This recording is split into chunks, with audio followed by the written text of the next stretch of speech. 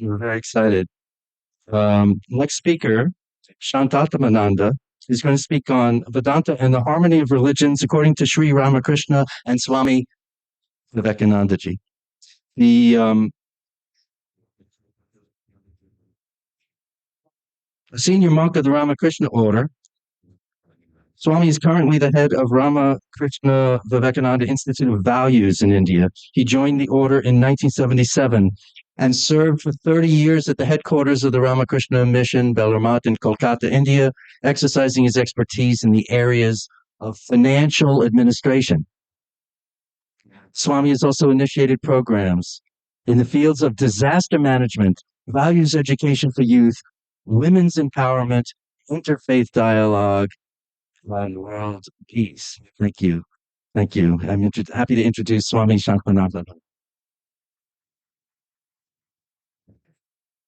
Om Asatoma Sadgamaya Tamasoma Jyotirgamaya Mrityorma Amritangamaya Om Shanti Shanti Shanti Om Stapakaya Cha Dharmasya Sarva Dharmasvarupine Avatara Varishtaya Ramakrishnaya Te Namaha Pitagnir Dahika Shakti Ramakrishna Sita Hiya Sarva Vidya Swarupam Tam Saradam Pranamamyam Paratatve Sadalino Ramakrishna Samagya Yo Dharmastapanaratu Vireshantam Namamya.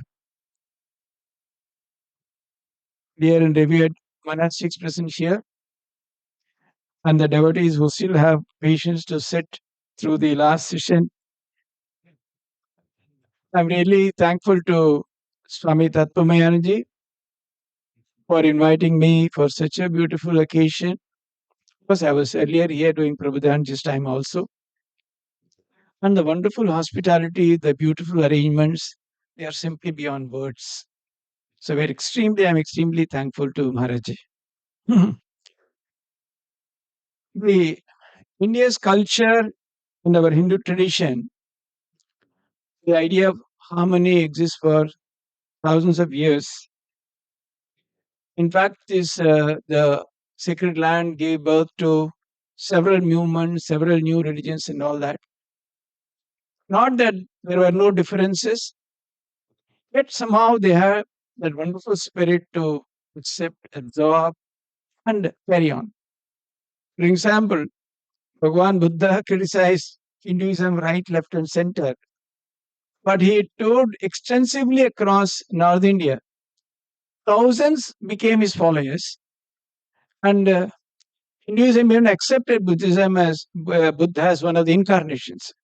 We can compare it with what happened to Christ. In his own land, he tried to speak against the Jews and he was crucified and killed. So, it has always been the Hindu tradition or Indian tradition to accept all differences and yet, carry on beautifully in a harmonious fashion. Because the roots lie in that famous Rigvedic sloka which Maharaji also spoke in the morning. Ekam sat vipra bahuda vadanti. Truth is one, the sages call it variously. We'll go into that. Before that, see, when we talk of harmony, even when we begin, we should clearly understand and accept there are differences, doctrinal differences, differences in practices, in culture, in tradition, and so on and so forth. So essentially, when we try to talk about harmony, the first thing we should say is yes, there are differences, but then the way to find is how to live harmoniously with all those differences. So there are three well-known interreligious attitudes. One is called exclusivism, largely prevalent up to the Parliament of Religions of 1893. Then Swamiji gave it a death blow, where it says that mine and mine alone is true, everything else is wrong or false. Then there is inclusivism. Here also, mine is truth. The others are not said as not truth, But then they say everything is included in mind. So this is also one idea. And then there is yet another idea called pluralism, because it's not so much by religious leaders, but then the compulsions of the society, so many religious movements happening, millions of immigrants coming to save various countries. So, this has also come to be accepted, though not by religious leaders, by philosophers and others, that there are several ways, all the different approaches, all the truths are all accepted. Every religion is accepted as true, and so on. Is also another idea, which is largely a people centric idea where people want to live in harmony, they have accepted it. Now, coming back to the Hindu idea, the Vedantic idea,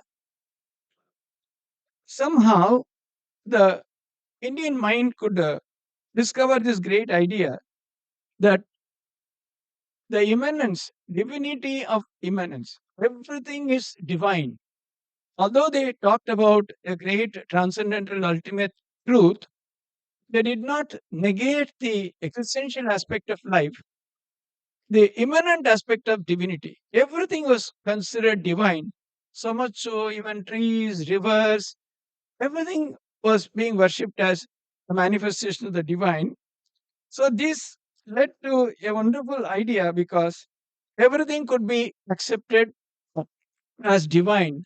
And this obviously led to a great sense of harmony because when you accept everything as divine, it's very difficult to find fault or to differ greatly so as to create mental problems and difficulties.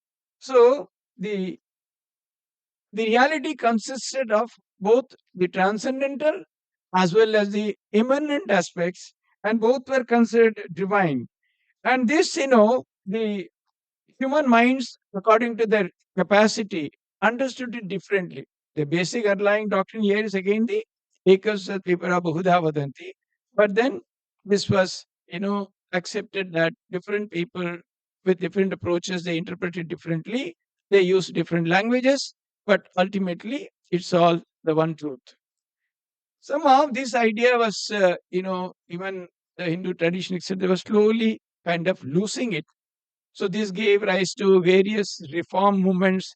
Some were exclusivistic, like saying that my path alone is true. There are several sects which appeared like that, and there were certain things like the Shankara Advaita Vedanta. In a sense, you can call it inclusive, where it says everything is included in that. Everything is only that. That's also one idea. And also, there were other movements which even stood against some of the fundamental doctrines and ideas of Hinduism, like Brahma Samaj and so on. Simultaneously, also in different parts of the world, the other Semitic religions, which started claiming that theirs was the only truth and everything else is not true, and the salvation or redemption lies only in accepting that as the truth.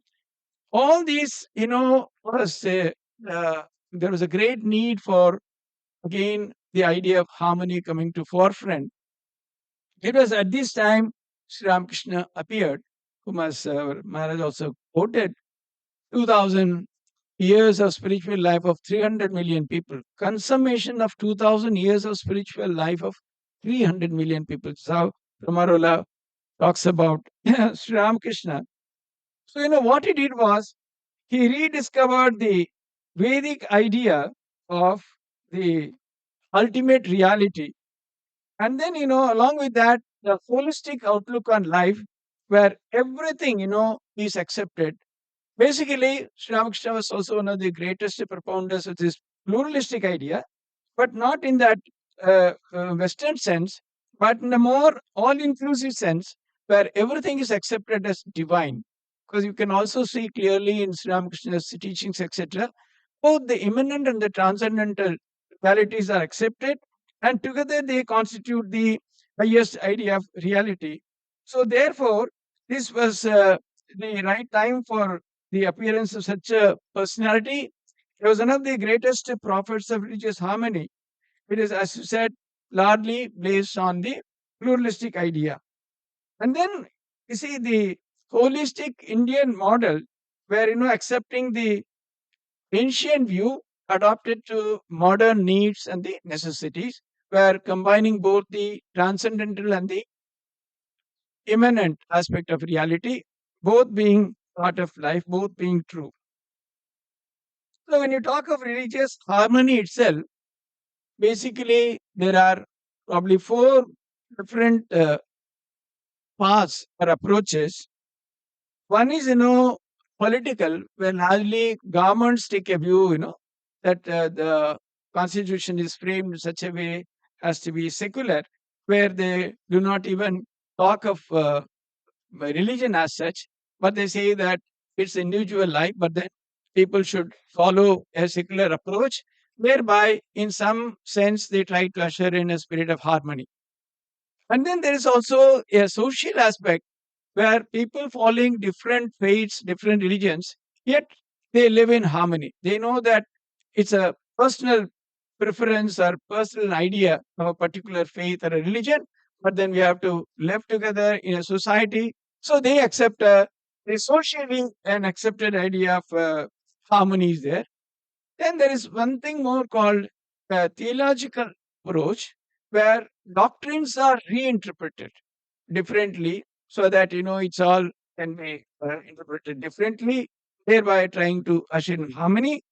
And the last or the fourth approach is a mystical approach based on realization or anubhuti, as they call it.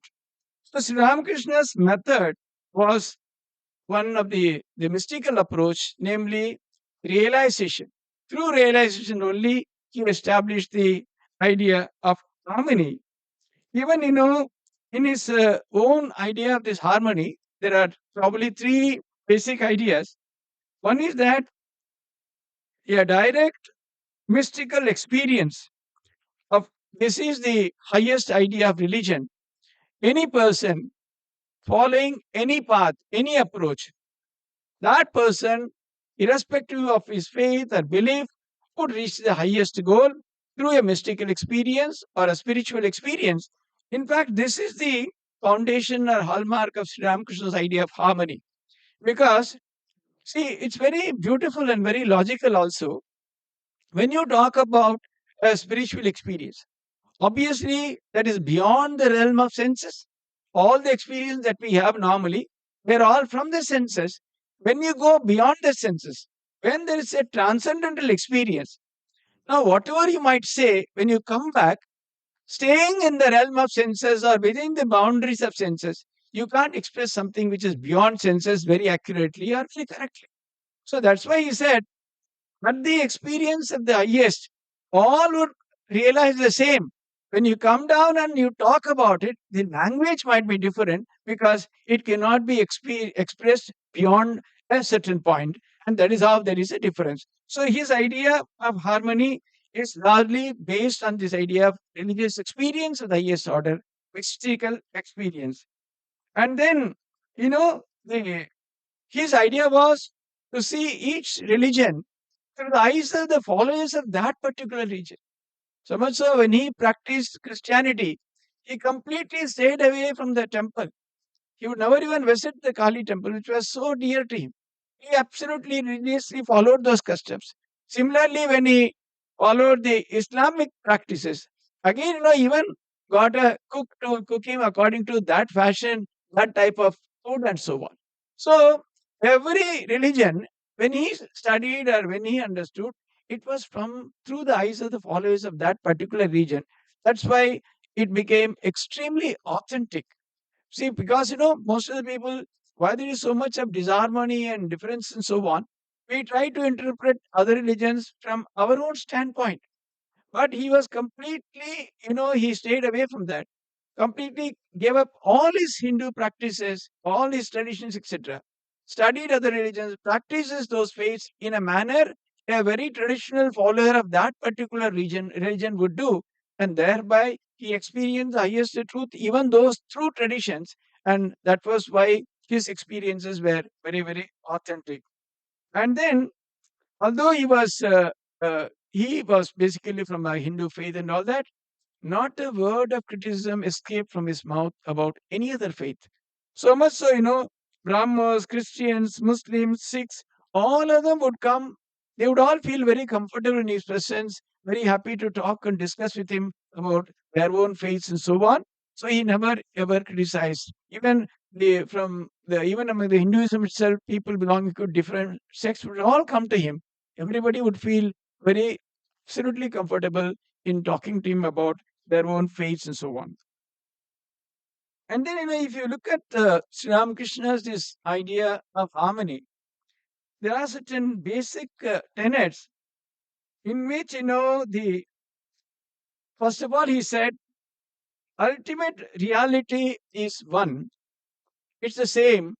People call it differently according to their experience of the ultimate, their understanding, and they express it when they come down. In fact, that's why he said the ultimate, which he also called as Brahman or consciousness, said that is the only thing which has not been defined.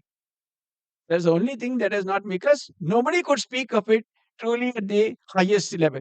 So he said Brahman is the only thing that has not been really defined. He said, there was a great sage called Sukadeva. He was considered the highest Brahmagyani. He would give a beautiful example. Yeah, ant saw a sugar hill. He went there and took a grain in its mouth. Well, coming back, he thought the next time would take away the entire mountain. So he said, similarly, even Sukadeva was at best only a bigger ant and nothing more than that. And also, the same is this beautiful example. The same reservoir of water, when the Hindu takes water from that, he calls it jal. Then Muslim, he takes from another ghat, he calls it a pani. And then someone else has water or aqua and so on. It's the same thing. The ultimate truth is one.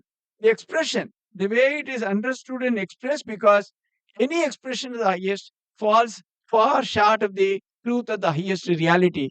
And that is why it was not possible to express. Then, in their own way, whatever way possible, they understand. But then, the one who is referred to would clearly understand. Yeah, of course, is the book, the Gospel of Sri Ramakrishna, full of many wonderful such examples. You would say that a, a, a father has maybe four children. Some is able to clearly call him as Papa, some would say Pa, some would say even just one syllable.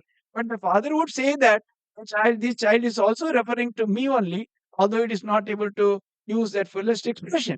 In the same way, the highest truth, God or the highest would understand whatever language we use, because that is what is really necessary, and it's no use trying to quarrel over all the other non essentials.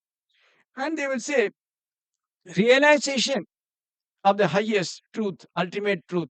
That is the goal of life, and that is what would give real authenticity to any spiritual experience or a religious experience. Otherwise, without practicing, that's why the whole one of the major shifts which Ramakrishna Vivekananda brought about in this religious tradition itself. Religion is realization, practice. That's most important. Even if you go with a wrong route, if you are sincere, if you practice, you would get the highest. You are very sure. That's why he says realization of the highest is the true goal of life. And you see that, see, you have come to a mango grove. Why start counting the leaves and fruits and trees and so on? Start eating the mango. Start practicing. You see, they go to the highest. So that was another idea he was saying.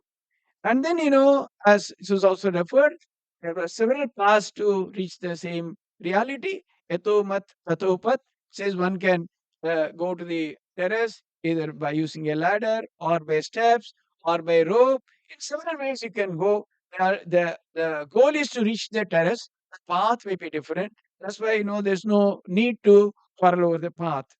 Then he said, the respect for founders of all religions. That's why he would always insist on. So in his room also, there were several pictures of the other faiths also. And he would also entertain and talk to all of them. So the, these are some of the basic tenets in his idea. And then, when Swami Vivekananda, he also made a extra effort, and he also contributed a little significantly to these ideas of harmony of Sri Ramakrishna when he said that, the religions of the world are corollary, supportive of each other. They are not contradictory. They don't contradict each other. So they are all complementary. The world's various religions are complementary. They support each other. They are not contradictory or not antagonistic to each other.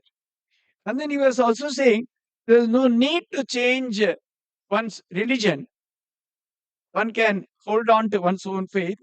Rather, he said, accept and assimilate the best ideas, best tenets, what is other religions, holding on at the same time to one's own faith or one's own basic belief. So that was very clear. These are the three my other minor contributions which he added to Sri Ramakrishna's there's a wonderful idea of harmony. Not only that, our Rabbi Chaitananji also briefly referred to it. He, I think, in 3 or 4 places, he clearly talks about universal religion. In that, finally he says all religions should expand, accommodate, accept beyond caste, beyond creed, beyond any difference, because ultimately it is the human being's struggle to transcend limitations. So, religion itself, he gave a kind of a new definition where he said it's not something, trying to bring down a God who is sitting somewhere above. He said human aspiration to transcend all limitations, to reach the ultimate goal of life, and thereby ultimately to get complete freedom. Atmarpanji also spoke about freedom. That's what, in his beautiful definition, he says, his soul is potentially divine. The goal is to manifest divinity through all the yogas and then achieve complete freedom. After all, that is what is really the real need of the humanity. Complete freedom. Freedom from all bondages, all limitations, all difficulties, all sorrow, all sufferings, all that. So he said, religion has to be understood as struggle for transcending the highest, trying to overcome all the limitations and reach a stage whereby we are able to get to the highest and achieve true freedom. And also, in this, incidentally, he brought about several ideas of harmony. One is the harmony between sacred and secular. So I know Sister Nivedita in a beautiful introduction to complete works, she writes, henceforth, no more distinction between sacred and secular. Again, based on that ancient idea, both the transcendent and the immanent, they're all parts of the same reality. Swamiji put it in a very beautiful language which a modern mind can understand. So no more. But somewhere he says, even if a person who shines shoes, he can do it perfectly, he is also practicing the Advaita of the highest order. So that way, imagine if the difference between our sacred and secular engagements can be erased, that means everything becomes sacred. Not everything becomes secular, but everything is sacred. Then, whatever we do, wherever we are, through that we will be able to achieve the true goal of life, the ultimate goal of life. Everything would be uh, effort in that direction, in that path. Thereby, he gave a wonderful idea of this harmony of sacred and secular. Similarly, between science and religion, again, where there was always a lot of conflict, science thought that it was rational and religion was not rational and so on. But somehow he also brought about the idea uh, where the harmony between science and religion. Not only that, harmony between love of God and love of man. Love of man, in a true sense, is also love of the highest, because that's what Sri Ramakrishna through him he got. Can you not see God with eyes open? Why do you want to see Him with your eyes closed? Don't you sing that song, Jo kuch hai, so tu hi hai? Everything, whatever you see is only manifestations of God. So, love of God and love of man, that harmony, because both represent the highest, and also, the the development of a harmonious personality. That's another harmony he brought out through this. And then also the harmony between active life and contemplative life. Then another tremendous problem, because what, from the ancient time onwards, slowly the idea was, if you want to really take a very intense or serious religion, you have to give up active life. You have to retire into forest, go away from the society. But he completely reversed his idea, saying that active life and contemplative life are completely in harmony with each other. That's why when he started the Ramakrishna Mission, there was huge opposition even from his own monastics. But he clearly said that this is the way. He saw this is the need of the time. Modern minds, modern people, we are so busy, so everyone is extremely engaged in work and so on. How can you say that you give all that up and only do contemplation? Contemplation is necessary. He did not negate it. But same time, he said that contemplative life and active life are not at variance at each other, are not at loggerheads to each other. There's a complete sense of harmony between both these. So that's why he said religion is not a belief in any dogma or doctrine or anything. It's not trying to bring a God with somewhere sitting above, but it is a transformation of the human life itself into a divine life, into one unbroken yoga where every thought, every feeling, every action has to become a spiritual discipline, so that the entire life, whatever we do, is a part of a spiritual seeking or a spiritual endeavor. So this kind of a wonderfully beautiful mystics you see in saints, we see in several traditions. Every tradition has produced extraordinary saints of this quality and so on. So obviously, the legacy with Swami Thakur and Sri Ramakrishna and Swamiji have left behind. The Ramakrishna movement is very sincerely and honestly carrying it forward, because in the monastery we admit youngsters from every faith, whatever be their background. There are persons with Christian background, even from various sects of Hinduism. There are even Muslims in the order. And then, the birthdays of all saints of all religions are all celebrated. And then, uh, the devotees, although they can belong to various denominations, even various faiths, but yet they don't have to give up anything. They can retain everything and yet be a follower of the ideas of Ramakrishna movement. And then the we there are we publish books, articles, etc., about various other faiths, various great saints and so on of other traits.